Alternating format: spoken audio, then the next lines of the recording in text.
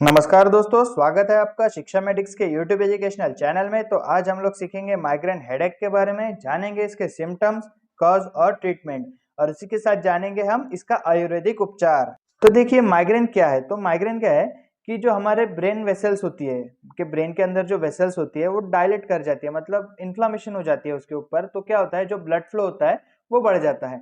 तो उसके वजह से क्या होता है, जो हमारे ब्रेन में नर्व्स होती है, नर्व्स मतलब क्या है, तंत्रिका है, वो अपनी पेप्टाइड्स रिलीज कर देता है। उसके वजह से हमारे को माइग्रेन पेन शुरू हो जाता है। तो माइग्रेन क्या है, तो migraine is a one type of severe headache which mainly cause severe pain in any one part of head and causes sensitivity to light and sound. Person also feel like nausea and vomiting and stomach upset. मतलब कि ये severe pain होता है हमारे जो head होता है, ये इसमें सीवियर पेन शुरू हो जाता है। तो आधे दिमाग में सीवियर पेन शुरू हो जाता है, हाफ हाफ साइड में, कभी राइट साइड में होगा, कभी लेफ्ट साइड में होगा, आगे के साइड में, पीछे के साइड में। इसकी जो जगह होती है वो चेंज होती रहती है, टाइम टू टाइम चेंज होती रहती है, और इसका जो टाइम पीरियड रहता है, फ्लक्चुएट टाइम पीरियड रहता है। कभी 15 मिनट में बैठ जाएगा, कभी 1-2 घंटे में बैठ जाएगा, और कभी बैठता ही नहीं है। बहुत समय लग जाता है लेकिन बैठता नहीं है। कभी कभी किसी को बहुत दिनों तक माइग्रेन हेडेक रहता है, तो ऐसे कंडीशन में उसका पेशेंट को हॉस्पिटलाइज भी करने की जरूरत पड़ सकती है। लेकिन ये कुछ इसके मेनली सिम्टम्स है। उसी के साथ उसको सेंसिटिविटी रहती है, संवेदनशीलता रहती है साउंड और लाइट के प्रति। मतलब कि अगर डार्क लाइट होगी तो उसके आंखों में चुभती है, बहुत दर्द देता है, उसके वजह से भी बहुत ज्यादा सर दर्द होता है। और अगर बहुत जोर से कोई आवाज सुनाई देती है, या फिर आप देखते हो डीजे में वगैरह जाओगे तो कई लोगों को सर दर्द होना शुरू हो जाता है, बहुत ज्यादा लाउड आवाज रहती है, तो उसके वजह से भी सर दर्द हो सकता है। और जिन पर्सन को, मतलब जिन लोगों को ये हेडेक या फिर ये सर दर्द होता है, उनको क्या होता है कि नोजिया और वॉमिटिंग जैसा फील होता है, उल्टी करने की इच्छा होती है।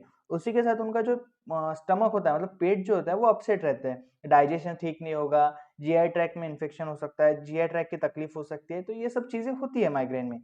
अगर हम कारणों की बात करें, माइग्रेन के क्या कारण होते हैं, कॉजेस क्या होते हैं, तो उसमें सबसे पहला कारण आएगा स्ट्रेस। मतलब बहुत से लोगों को काम का स्ट्रेस होगा, कई अलग अलग चीजों का स्ट्रेस होता है, तो उस वजह से भी माइग्रेन पेन हो सकता है। उसी के साथ स्मेल्स एंड ऑडर, जैसे स्मेल्स एंड ऑडर मतलब परफ्यूम आप जो लगाते हैं, तो उसकी खुशबू या फिर उसकी बास कह सकते हैं हम, उस वजह से भी माइग्रेन हेडेक हो सकता है। वो सहन नहीं होती है किसी किसी को। कंप्यूटर स्क्रीन की वजह से हो सकता है, बहुत एक आधा कोई व्यक्ति है या फिर सॉफ्टवेयर इंजीनियर आप देख लीजिए, बहुत समय तक कंप्यूटर के सामने रहना पड़ता है, तो उस कंडीशन में भी माइग्रेन पेन हो सकता है स्क्रीन की वजह से। उसी के साथ जो घर में हमारे जो लाइट्स होते हैं, उस वजह से भी हमको माइग्रेन पेन हो सकता है, वो आंखों में चुभने की वजह से, जो डार्क लाइट होते हैं उसकी वजह से। उसी के साथ पुअर स्लीप। देखिए इंसान को मिनिमम 7 से 8 घंटे की नींद बहुत जरूरी है, लेकिन किन किन कोई कोई लोग 4-5 घंटे की नींद लेते हैं, तो उस कंडीशंस में भी उन लोगों को भी माइग्रेन पेन हो सकता है।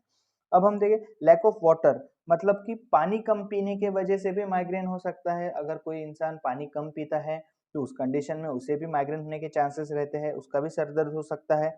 उसी के साथ हार्मोनल चेंज हो सकते हैं, जो फीमेल्स होती है, वुमेन्स होती है, उनमें हार्मोनल चेंज अगर आते हैं तो उस वजह से भी माइग्रेन पेन हो सकता है। जैसे आप देखो पीरियड्स वगैरह आते हैं फीमेल्स में, उस वजह से भी माइग्रेन पेन हो सकता है, अगर उसमें कुछ प्रॉब्लम रही तो। उसी के साथ फैमिली हिस्ट्री।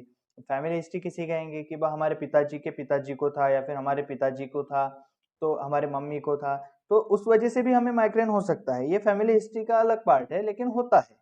तो ये हमने कुछ कारण देख लिए। उसी के साथ अगर हम सिम्टम्स देखें, तो जो brain fog and irritability to focus, मतलब फोकस करने में तकलीफ होती है ब्रेन को, नॉजिया होता है, ठीक है।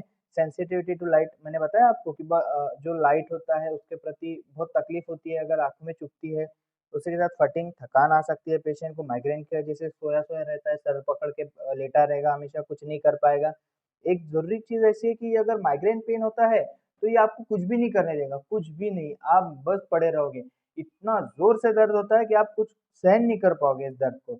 उसी के साथ विजुअल इफेक्ट आ सकते हैं, मतलब विजुअल इफेक्ट मतलब क्या है कि देखने में तकलीफ आ सकती है, ब्लर हो सकता है देखने में। उसी के साथ डिजीनेस आ सकता है, डिजीनेस होता है। उसके बाद बॉडी और नेक, मतलब गर्दन में दर्द होने के चांसेस रहते हैं, वोमिटिंग हो सकती है, नमनेस आ सकती है हाथों में, आर्म्स, उसके बाद में लेग्स में नमनेस आने के चांसेस रहते हैं। सेंसिटिविटी रहती है साउंड के प्रति। मैंने आपको बताया कि आवाज़ के वजह से भी कई लोगों को जो ये माइग्रेन है वो शुरू हो सकता है। उसके बाद में थ्रॉम्बिंग पेन हो सकता है, हेडेक, हेडेक के मारे आपको पता है जो मेन चीज़ है उसकी जो मेन सिम्पटम है बहुत ज़्यादा दर्द होता है।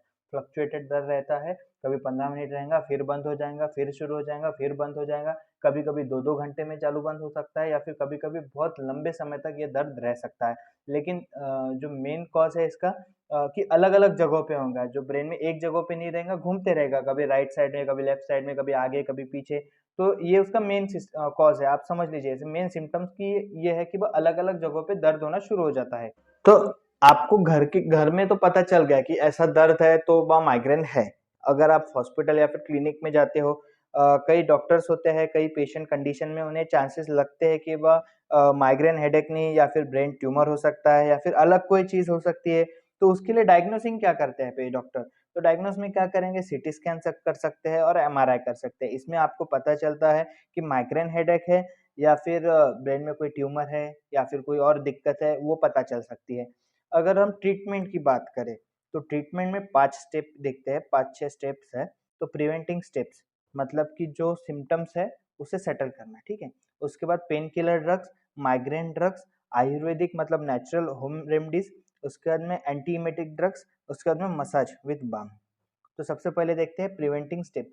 तो प्रिवेंटिंग स्टेप में क्या आएगा कि जो हमारे सिम्पटम्स थे, जैसे कंप्यूटर स्क्रीन के वजह से हो रहा है तकलीफ, पानी कम पीने के वजह से हो रहा है, उसी के साथ नींद कम लेने के वजह से हो रहा है। तो जो नींद कम लेता है हम उसे कहेंगे, मतलब जो डॉक्टर हिस्ट्री लेता है, तो हिस्ट्री में डॉक्टर सब पूछता है नींद कितनी लेते हो, पानी कितना पीते हो, एक्सेट्रा एक्सेट्रा। तो समझो कोई है जो नींद कम लेता है तो उसे क्या कहेंगे, बात आपको नींद ज़्यादा से ज़्यादा नींद लेनी है। उसी के साथ जो पानी कम पीता है उसे कहेंगे कि बस आपको ज़्यादा से ज़्यादा पानी पीना है। जो कंप्यूटर पे ज़्यादा से ज़्यादा काम करता है उसे हम कहेंगे कि बस ज़्यादा से ज़्यादा आपको कंप्यूटर अवॉइड करना है। मतलब काम करो पर थोड़ा-सा फ्लक्चुएटिंग टाइम में काम करो। ऐसा नहीं कि लगे है तो लगे है, थोड़ा अपने आँखों को रेस्ट भी देना चाहिए। उसी के साथ अगर हम पेन किलर ड्रग्स की बात करें एलोपैथिक, तो उसमें क्या आएगा, पैरासिटामोल आएगा, एसिक्लोफेनेक है, आइबुप्रोफेन है, एस्पिरिन है, डाइक्लोफेनेक है और नेप्रोक्सेन और सेरोपेप्टेडिन है। तो ऐसे ये सब मेडिकेशन है, इसे भी आप ले सकते हैं। इससे भी आपके जो दर्द सेटल नहीं हो जाएगा, हमेशा के लिए खत्म नहीं होएगा माइग्रेन, बस थोड़ी देर के लिए आपको मतलब उस वो टाइम पीरियड निकालेगा कि दर्द कम कर देगा। उसी के साथ हम देखें तो ये हो गया पेन किलर। अब माइग्रेन की अगर हम स्पेशली कुछ बात करें तो फ्लुनारेज़िन करके मेडिसिन आता है, तो उसमें और 2-3 कंटेंट रहते हैं, पैरासिटामोल रहता है, डोमपेरिडोन रह सकता है, वो आप ले सकते हैं, माइग्रेन की स्पेशल मेडिसिन। उसी के साथ माइग्रेनल ईसी करके आता है, वो आप ले सकते हैं, इसमें अर्गोटामाइन और कैफीन रहता है। उसी के साथ सोमाट्रोपिन करके एक मेडिसिन रहता है, तो इसका जो ट्रीटमेंट रहता है वो 1-1 महीने तक ट्रीटमेंट चलता है सोमाट्रोपिन का, ये लंबा ट्रीटमेंट है, वो भी आप ले सकते हैं।